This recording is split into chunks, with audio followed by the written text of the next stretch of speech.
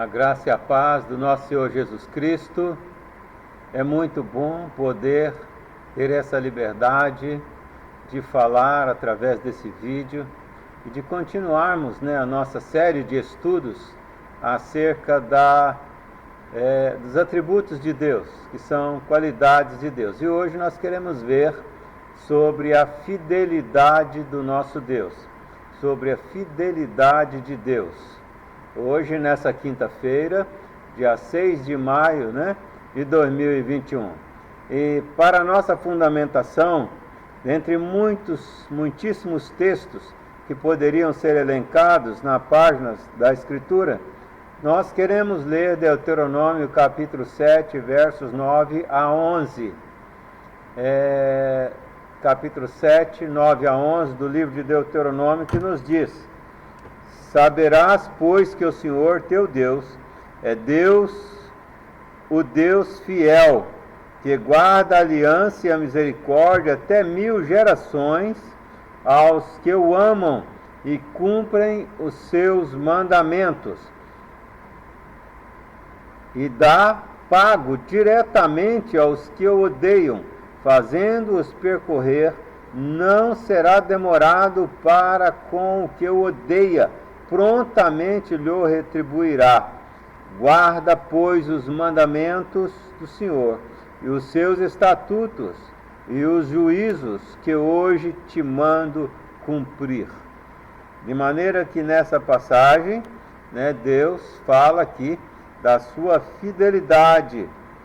Teu Deus é Deus, o Deus fiel, e o único Deus realmente fiel.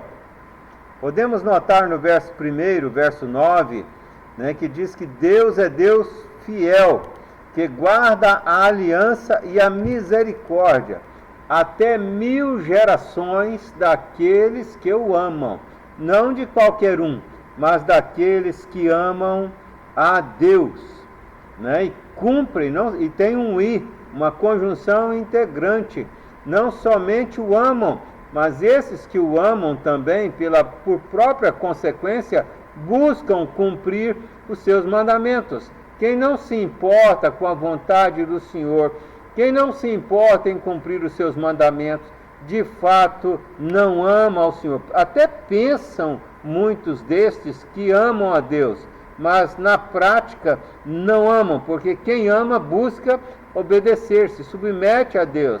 E aqueles que são religiosos dizem que amam, conhecem as Escrituras e tudo, mas não buscam obedecer ao Senhor. E o compromisso de Deus é com quem tem compromisso com Ele, são para com aqueles que Ele buscam ser fiéis. Já no verso 10, ele mostra o outro lado desse paralelismo. E ele então diz, ele dá pago diretamente os que o odeiam, porque de fato muitos seres humanos odeiam a Deus. E ainda que não digam que odeiam a Deus, mas o desprezam no seu coração, de forma que estão também aqui entre os que odeiam, assim serão considerados no dia do grande juízo. Fazendo-os perecer, não será demorado para os que o odeiam, prontamente lhe retribuirá. E há até mesmo muitos crentes, murmuradores, reclamões, não dizem que odeiam a Deus, mas é como que se Deus não estivesse cuidando deles, não se importassem com eles. Aliás, eles mesmos procuram fazer os seus caminhos, procuram precaver em todos os seus atos, porque se eu não fizer, quem fará? Não confiam que tudo está nas mãos desse Deus fiel. E o verso 11 é um conselho muito preciso. Olha, se você ama a Deus, se você quer de fato gozar, usufruir do amor de Deus, então guarda, pois, os seus mandamentos e suas ordenanças, os seus estatutos. E a palavra guardar aqui, o decordes, de pôr no coração, e os seus juízos que hoje te mando cumprir. Então é nesse texto, principalmente, como nosso texto básico, como dissemos, muitos outros textos poderiam ser aqui destacados, mas em virtude do próprio tempo, ficaremos com esse texto básico. Deus é fiel, mesmo quando nós, seus servos, que o amamos, somos infiéis. Lembrando que o compromisso de Deus, aqui nessa passagem e na própria Escritura inteira, no seu contexto geral, é para com aqueles que o amam, não é para com qualquer um. Deus é fiel em tudo, o tempo todo e em todo o tempo. Deus é fiel para com os seus, para com a sua igreja, para com o seu povo, mesmo quando nós estamos sendo infiéis, porque somos amados dele, tal como o amamos, apesar da nossa pecaminosidade, apesar de quem somos. A infidelidade é uma marca, todavia, dos nossos dias. Nós vemos hoje infidelidade nos negócios, a palavra das pessoas, às vezes, você tem que fazer um documento, registrar em cartório, reconhecer firma da assinatura, e mesmo assim alguns ainda retrocedem, algumas dizem que não foi bem assim, que se enganaram.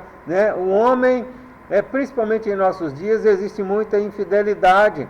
No mundo aí fora, a infidelidade conjugal, que é natural dos não cristãos, porque os fiéis a Deus, que amam a Deus, os lavados remidos no sangue do Cordeiro, são fiéis aos cônjuges, primeiramente porque são fiéis a Deus. Essa é o princípio da fidelidade nossa, uns para com os outros. Em 2 Timóteo capítulo 2, o versículo de número 13, nos diz que se somos infiéis, Deus permanece fiel. Daí a nossa afirmação, que Deus é fiel, mesmo quando nós somos infiéis. Todavia, sempre em todos esses textos, e quando cita um verso ou lê o seu contexto, está se referindo àqueles que de fato amam a Deus, aqueles que de fato são servos de Deus.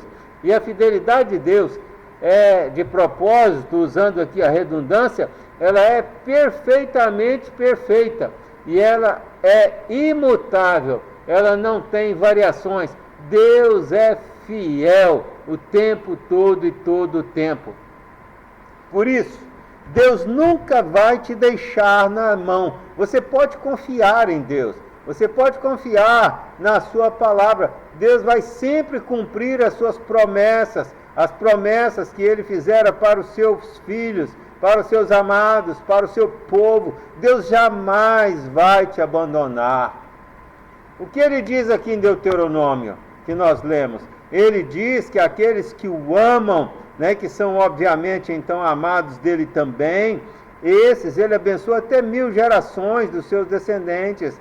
Esses Deus é fiel, e Deus é fiel nas suas promessas para conosco.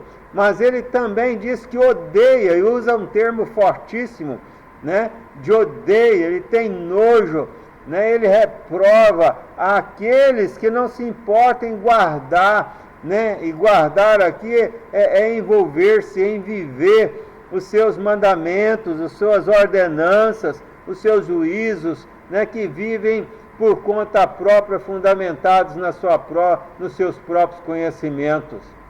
Mas nós podemos dormir tranquilo, podemos ficar em paz, podemos usufruir de uma alegria profunda, porque sabemos que as promessas de Deus se cumprirão, porque o Deus que as fez não é homem para mentir, e Ele é fiel em tudo.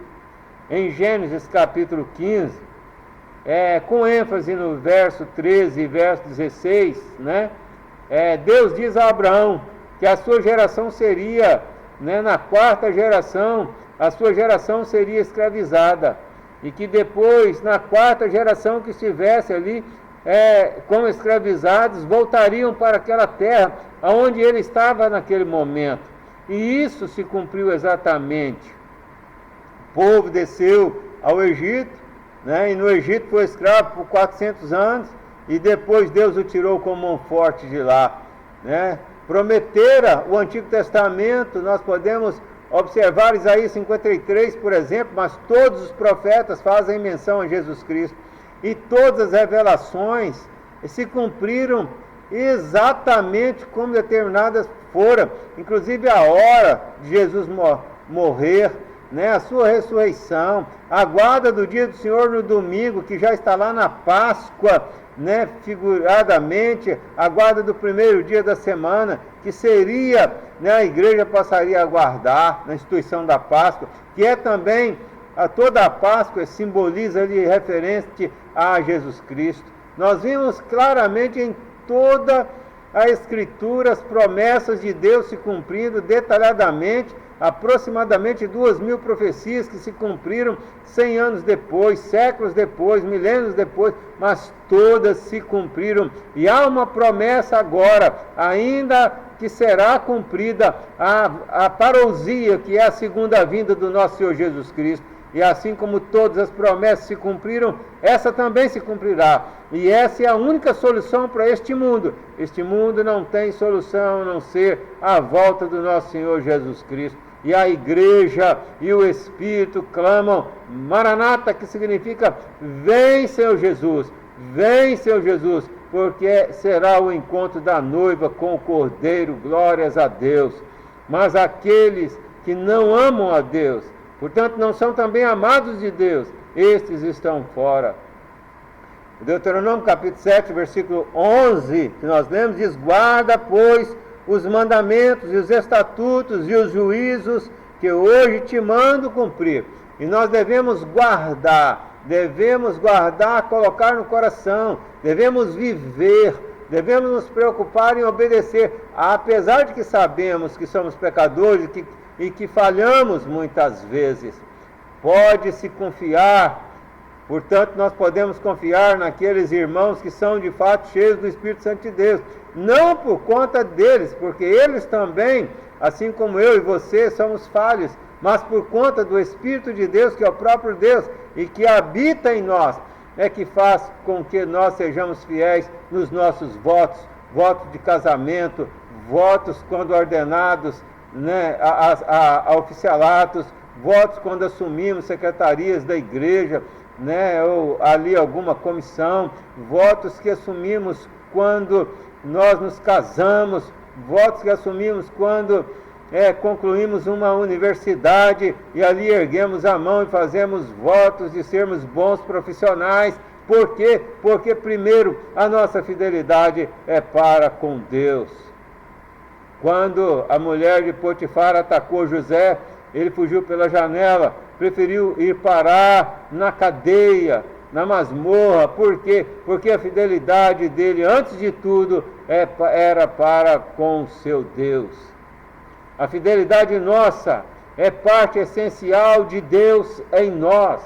É a manifestação do Espírito Santo de Deus em nós. É uma demonstração de que de fato o Espírito Santo de Deus está em nós. Porque quando o Espírito Santo de Deus não está em um indivíduo, ainda que profundo conhecedor das Escrituras e ainda que membro de alguma igreja, mas ele não é confiável, porque ele não é, porque o Espírito Santo de Deus, que é a fonte da fidelidade, é o selo da fidelidade de Deus, não se faz presente nesta vida. Ainda que nós pensemos que ele seja irmão, mas Deus, somente Deus conhece o coração. A nossa confiança, portanto, é 100% em Deus. A fidelidade de Deus é base da nossa confiança nele.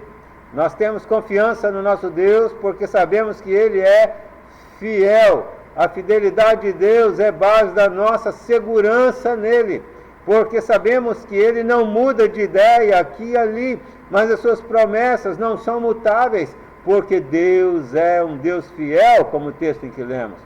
Em Hebreus capítulo 10, versículo de número 23, lá nos diz que aquele que prometeu, ele é fiel. Ele é fiel, e nas dificuldades é que se vê quem realmente crê no Senhor. É nas dificuldades, é nas problemáticas, é nas enfermidades, é na falta de dinheiro, é quando você está doente, é quando você se vê num beco sem saída, é ali que você realmente demonstra, se confia na fidelidade de Deus, se confia que realmente Deus cuida dos seus, se confia que realmente nada lhe acontece sem que Deus o tenha enviado ou permitido. É ali que a sua fé é provada, é ali que se vê se você confia realmente, se você tem fé de fato, né? Ou não, ou se é tudo uma teoria. Porque quando tudo vai bem, aí é fácil ser fiel a Deus. Por isso você vai ver na vida dos homens cheios de Deus, homens como Davi, segundo o coração de Deus, homem como Abraão, chamado, né, do pai da fé, homem como Daniel, homem muito amado, muito chegado a Deus. Todos eles passaram por terríveis provações, homens como Jó, veja o quanto sofreu, para poder provar para os próprios homens e para o nosso exemplo, que de fato nós passamos por dificuldades, tribulações, e o próprio Senhor Jesus já dissera que nesse mundo tereis aflições, mas tende bom ânimo, eu venci o mundo, vós vencereis também.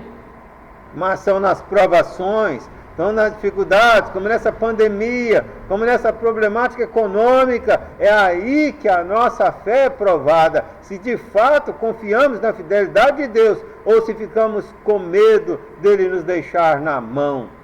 A fé é acreditar na fidelidade de Deus. A nossa fé é provada por isso, diante das dificuldades. Por isso a Bíblia nos diz que em tudo dai graças, mesmo na enfermidade, na escassez de dinheiro, no beco sem saída. Quantas vezes rei Davi, salmista Davi, se encontrou em becos aparentemente sem saída, mas ele jamais desconfiou. Ele sabia que Deus podia providenciar até mesmo o impossível. E se Deus não providenciar, se Deus não abrir o mar para você passar, Ele o faz andar por sobre as águas. Ah, mas isso, eu posso morrer. E se eu morrer? Deus tem prazer na morte dos seus santos, porque ao cessar da guerra nesse mundo e o iniciar da verdadeira vida gloriosa ao lado dele, de qualquer forma somos mais que vencedores nesse sentido. A maioria das vezes, a nossa ansiedade é porque estamos duvidando da dificuldade de Deus, da fidelidade de Deus. A maioria das vezes, e quase sempre, o nosso medo é porque estamos duvidando da fidelidade de Deus. E como somos humanos e volúveis, somos de fato tendenciosos a essas fraquezas. Nós somos provados quando percebemos, ou quando não percebemos o amor de Deus sobre as nossas vidas, e então somos tendenciosos a duvidar. Somos provados quando somos distraídos pelo mundo em busca dos nossos interesses e vivemos em função de nós mesmos fazermos a nossa caminhada nesse mundo, abrirmos as portas, tudo pelas nossas forças, nossa inteligência, nossa racionalidade, e praticamente dispensamos a dependência total de Deus. Veja que Abraão, Deus diz para ele: olha, meu filho, sai por aí, vou te levar para uma terra, sai do meio da tua parentela. Abraão não sabia para onde ia, mas Abraão juntou as suas coisas, confiou em Deus e saiu. E quando seu sobrinho Jó, que fora com ele, começaram a haver divergências, dissensões entre os pastores de Ló e os pastores de Abraão. Abraão, sendo mais velho, o tio poderia escolher para onde ir, mas ele diz então para seu sobrinho: escolha para que lado irás. Se tu fores para a direita, eu irei para a esquerda. Se tu fores para a esquerda, eu irei para a direita. Ora, a preferência era de Abraão escolher e não de Ló. Mas Abraão diz isso porque Abraão sabia que a nossa vida é conduzida por Deus. O que acontecer é Deus quem decide. Ele confiava plenamente em Deus. E Ló escolheu as lindas Campinas, a melhor região. E agora aquele senhor já idoso vai na direção, pela lógica humana, mais difícil, todavia, e mais longe, porque Ló parou por ali. Todavia, veja o fim de Ló, a exterminação da sua existência. Mas, se você ver o fim de Abraão, se tornou pai de multidões e multidões, conforme Deus havia revelado. Quando provados, quando nós estamos sofrendo, às vezes, seja aí com a Covid, seja qualquer câncer, seja qualquer outra enfermidade, provados quando os nossos amigos, pessoas em quem confiávamos, nos traíram. Somos provados quando nos encontramos num beco sem saída. Parece que o problema familiar, financeiro, físico, emocional ou outro qualquer não tem mais solução. Mas Deus é o especialista dos impossíveis. Nós temos que colocar as nossas vidas nas mãos de Deus, confiar nele. Ele é o Deus fiel, e se ele nos ama e ama os seus, e se você o ama, é evidência de que ele te ama, então você pode confiar, descansar, dormir tranquilo. Lembre-se, como diz Deuteronômio, Deus é fiel e ama os que o amam. Se você o ama, se você procura guardar os seus mandamentos, como diz o verso 11, se você procura cumprir as suas ordenanças. Por quê? Se você é membro de uma igreja, se você conhece bastante Bíblia, mas se você não procura viver isto na prática, se você não é empolgado, revigorado, com prazer em adorar a Deus, com prazer em se relacionar diariamente com Deus, meu querido, então cuidado, porque Deus vê o coração, Deus vê a intenção, Deus não está olhando o que nós falamos que somos, Deus olha para nós e nos vê realmente como somos, quem somos. Se você o ama, você busca guardar, busca viver aquilo que a Bíblia nos recomenda. A evidência que Deus te ama não é ter saúde física boa, não é ter muito dinheiro no bolso, não é ter uma família, uma família tão abençoada. Não se trata, como tem pregado a teologia da prosperidade, bênçãos sobre bênçãos. É fato, a Bíblia fala de prosperidade, e isto é bíblico, mas vemos homens cheios de Deus na Bíblia, grandes sofrimentos, inclusive os apóstolos, todos eles mortos pela perseguição, e João, que ficou idoso, mas foi exilado na ilha de Patmos. Meus queridos, mas a evidência que realmente você ama a Deus é a sua vida, o seu comportamento, as suas atitudes, seus pensamentos, seus sentimentos, suas decisões, o seu envolvimento com a obra de Deus. Essa é a evidência de que são as obras. A fé sem obras é morta. E obras engloba em todo o seu comportamento, em todas as suas atitudes, em todas as nossas atividades. Quando somos tentados a duvidar da fidelidade de Deus, devemos dizer como Jesus, ali em Mateus 4:10, retira-te, Satanás. Porque muitas vezes Satanás sussurra aos nossos ouvidos frases e nós absorvemos como nossas e as desenvolvemos e começamos a nos ficar apavorados e desesperados. Os próprios não servos de Deus, alguns cientistas não crentes, já têm observado hoje em nossos dias e está comprovado a importância da fé religiosa, até os descrentes, porque tais pessoas vivem melhor, são mais bem-aventuradas. Por quê? Porque nós confiamos em um Deus fiel.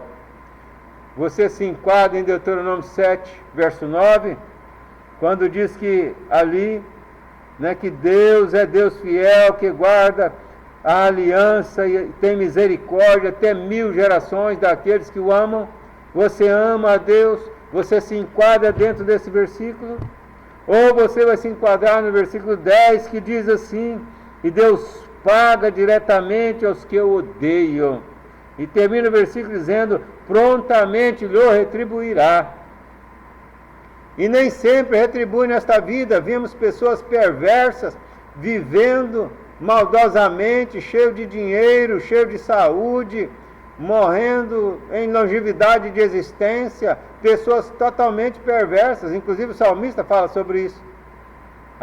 Pastor, então a Bíblia não se cumpre direito nessas vidas, não, porque o manifestar da ira de Deus, de fato, sobre estas pessoas, e apaga, e o ódio de Deus, cuja expressão usada aqui em Deuteronômio, por ele mesmo, na boca do escritor Moisés, seu servo, será no dia do grande julgamento, porque dali por diante estarão na eternidade com Deus, ou estaremos na eternidade sem Deus. Então Deuteronômio, pastor, mas Deuteronômio é só para Israel. Deuteronômio não tem nada a ver com a igreja de Cristo hoje. É mesmo? E o juízo final tem a ver com quem? E quando o Senhor Jesus Cristo voltar, Ele, prometido desde Gênesis 3,15, quando Ele voltar, voltará para julgar quem? Só o povo do Antigo Testamento? Não. Todo joelho dobrará e toda língua confessará que Jesus Cristo é o Senhor. E naquele dia, todo ser humano será julgado, e você também estará lá. A história de Deus fiel, do Deus fiel, ela só será concluída no juízo final. Naquele grande dia será concluída a história e o relacionamento de Deus com os homens. Então Marcos 16 é muito claro: quem crer tem no Filho, quem crer em Jesus Cristo tem a vida eterna. Mas quem crer e for batizado será salvo, mas quem não crer será condenado. Isto envolve não uma mera religiosidade, ou ser membro de uma igreja, saber muito Bíblia, ou ter dons. Eu conheço pessoas que falam maravilhosamente bem, mas que a vida dele, dentro da casa dele, a vida prática dele, ele não é luz, ele não é sal, ele não demonstra que Jesus habita nele. Isso pode acontecer com qualquer um. Nós já vimos até pastores, e na grande mídia, às vezes, de vez em quando, observamos lideranças, inclusive, que dizem ser servos de Deus, que conhecem a palavra de Deus, mas o comportamento deles demonstram que são religiosos. E Deus odeia mais os que dizem ser servos de Deus do que aqueles, e não são, do que aqueles que de fato já vivem na perversidade. Haverá maior condenação para Israel do que para Sodoma e Gomorra. Isso querendo dizer, haverá um juízo mais pesado ainda para aqueles que conhecem a palavra de Deus, como Judas, o traidor, bem a conhecia, e outros muitos, aqueles escribas, sacerdotes, e muitos fariseus e escribas, sacerdotes dos nossos dias. Deus é fiel quando afasta as aflições, as nossas aflições, mas Deus é fiel também quando Ele envia essas mesmas aflições sobre nós. Oséias 5, versículo 15, diz que quando estamos angustiados, buscamos a Deus ansiosamente. Mas é também verdade que quando tudo vai muito bem, somos tendenciosos a nos esquecer de buscar a Deus. E nem toda ansiedade é pecado. Observe bem o texto de Oséias 5,15. Estando angustiados, buscamos a Deus ansiosamente. Nem toda ansiedade é pecado. Mas Deus não nos trata baseados em nossos méritos, em nossas fraquezas, em nossas virtudes, em nossas vantagens. Deus nos trata baseado no Espírito dele mesmo que está em nós. Deus nos trata baseados nos méritos de Jesus que deu a vida por nós, e não baseados em nós mesmos. O Deus fiel jamais nos deixa na mão. Pode confiar nele. Ele jamais nos deixa na mão.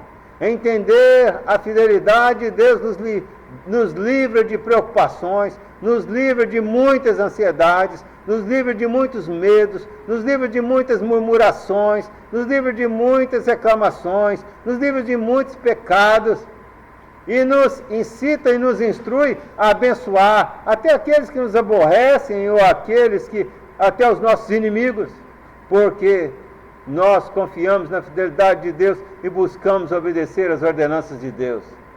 E a ordenança, claro, o resumo de toda a Bíblia para nós é amar a Deus acima de todas as coisas e amar ao próximo como a nós mesmos. Não mais que a nós mesmos, mas também não menos que a nós mesmos. E o próximo é qualquer um, pode ser até mesmo o seu inimigo. Quem sofreu mais que Jó? Certa feita ouvi uma senhora dizendo: meu sofrimento está maior do que o de Jó.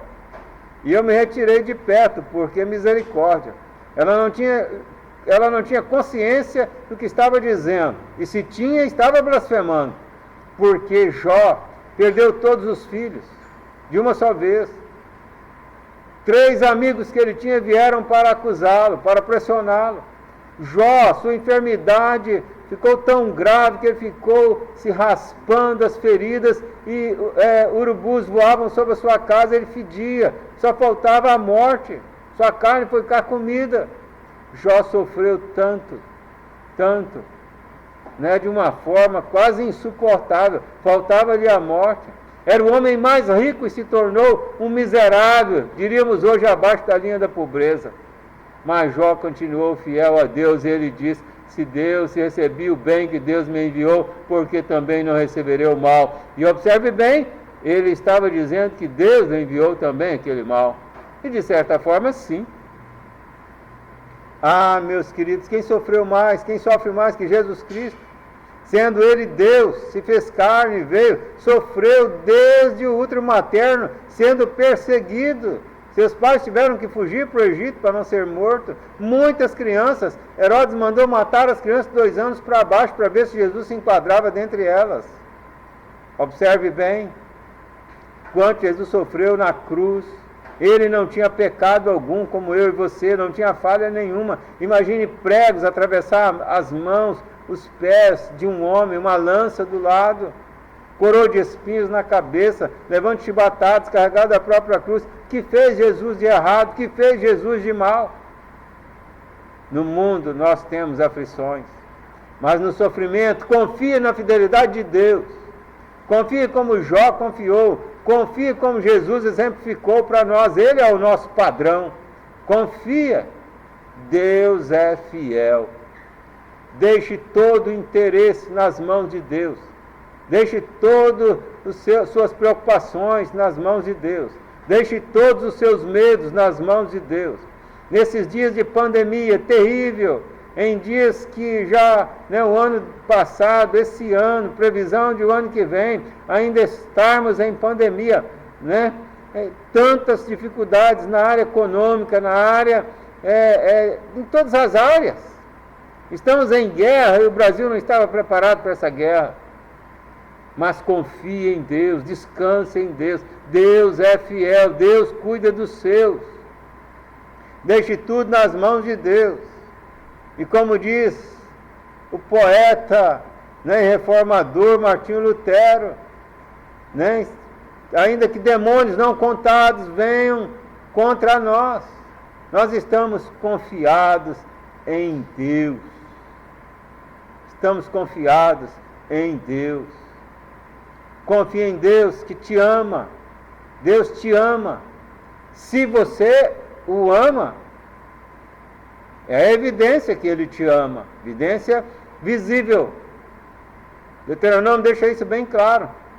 E podemos sim afirmar que Deus tem compromisso com quem tem compromisso com Ele. Qual é o seu compromisso com Ele? Você tem buscado guardar os mandamentos, os estatutos, juízos que o Senhor nos ordena nas Escrituras? Você conhece as Escrituras para guardá-los? Deus fiel está em você. O Espírito Santo de Deus é Deus. Jesus diz: eis que estou convosco todos os dias, até a consumação dos séculos. Até a consumação dos séculos. Deus está em você. É assim, Deus possa muito abençoar a sua vida. Ali Pedro, na sua primeira epístola, capítulo 5, versículo 12, e ele fala de um dos seus servos, e ele então faz referência que ele era bem-quisto, bem-vindo, bem amado, a sua fidelidade, a fidelidade daquele seu servo, Silvano, era observada no Ponto, na região do Ponto, na região da Galáxia, na região da Capadócia, na região da Ásia e da Bitínia. Quando você lê o verso 1, você vê, e o verso 12 de 1 Pedro 5, você vai perceber isso. Que exemplo, que testemunho, que beleza, não só dentro da casa deles, não só na localidade onde ele trabalhava, mas em toda essa região. Ah, meus irmãos, precisamos ser fiéis. E aqueles que olharem para nós precisam saber que a nossa palavra é documento.